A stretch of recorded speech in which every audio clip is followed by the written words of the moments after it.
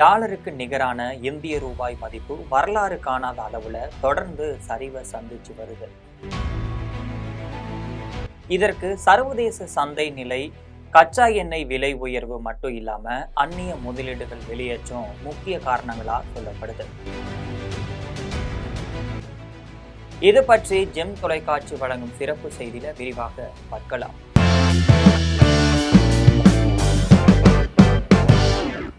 டாலருக்கு நிகரான இந்திய ரூபாயின் மதிப்பு தொடர்ந்து வரலாறு காணாத சரிவை சந்திச்சு வருது. இன்று மே 15ஆம் தேதி மட்டும் ரூபாய் மதிப்பு 35 பைசா சரிந்து $1 எதிராக 95 ரூபாய் 63 பைசாவாக பதிவாகி இருக்கு.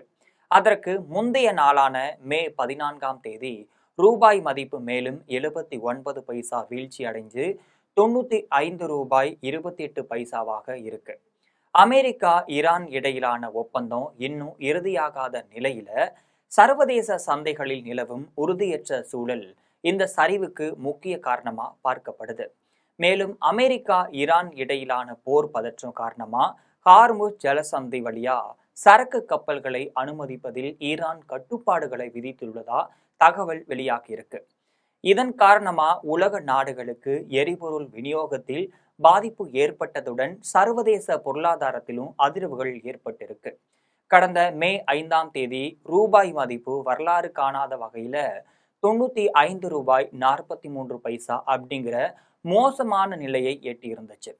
அதனை தொடர்ந்துதான் இன்று மே 15ஆம் தேதி காலை 95 ரூபாய் 94 பைசாவாக இருந்த ரூபாய் மதிப்பு மதியத்திற்கு 96 ரூபாய் 11 பைசா வரை சரிவை சந்தித்ததா தகவல் தெரிவிக்கப்பட்டிருக்கு. இந்த சரிவுக்கு காரணம் சர்வதேச சந்தையில் கச்சா எண்ணெய் விலை அதிகரித்து வருவதால இந்திய ரூபாய் மதிப்பு சரிவதா பொருளாதார வல்லுநர்கள் சொல்றாங்க. ரூபாய் மதிப்பு வீழ்ச்சியால் இறக்குமதி பொருட்களுக்கான விலை உயரும் அபாயம் ஏற்பட்டுள்ளதா அவர்கள் சொல்றாங்க.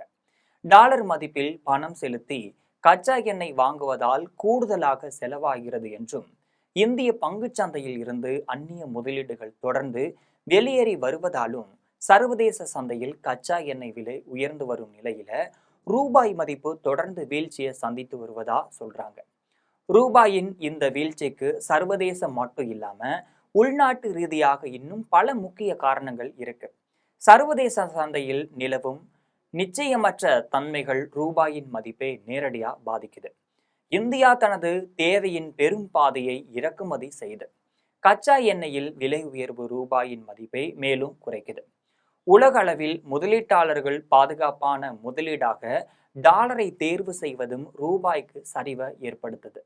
ரூபாயின் மதிப்பு சரிவது என்பது வெறும் பொருளாதார எண்கள் மட்டும் கிடையாது. அது சாதாரண மக்களின் வாழ்க்கையிலும் நேரடி பாதிப்பை ஏற்படுத்துது. அது எந்த விஷயத்தில் பாதிக்கும் என்பதையும் தொடர்ந்து பார்க்கலாம். இறக்குமதி செய்யப்படும் பொருட்கள் மட்டும் இல்லாம கச்சா எண்ணெய் விலை கண்டிப்பா உயரும். அதனால அத்தியாவசிய பொருட்களின் விலை அதிகரிக்கும். அடுத்ததா வெளிநாட்டில் கல்வி பயிலும் மாணவர்களுக்கான செலவுகள் மட்டும் இல்லாம சுற்றுலா செல்பவர்களுக்கான செலவும் அதிகரிக்கும். அது மட்டும் இல்லாம அந்நிய முதலீட்டாளர்களின் வெளியேற்றத்தால பங்குச்சந்தை நிலையற்ற தன்மையுடன் காணப்படும். இந்திய ரிசர்வ் வங்கி தலையிட்டு ரூபாயின் வீழ்ச்சியை கட்டுப்படுத்த முயற்சித்தாலும் சர்வதேச அரசியலும் பொருளாதார சூழல்களும் ரூபாய் மதிப்பை தீர்மானிப்பதில் முக்கிய பங்கு வகிப்பதா வல்லுநர்கள் சொல்றாங்க. கடந்த 2014ஆம் ஆண்டு டாக்டர் மன்மோகன் சிங் தலைமையிலான ஐக்கிய முற்போக்கு கூட்டணி அரசு ஒன்றியத்தில் ஆட்சி நடத்திய போது டாலருக்கு எதிராக இந்திய ரூபாய் மதிப்பு 50ற்கு தான் இருந்துச்சு. கடந்த 10 ஆண்டுகள்ல சுமார் 100 விழுக்காடு அதிகரிச்சிருந்துச்சு.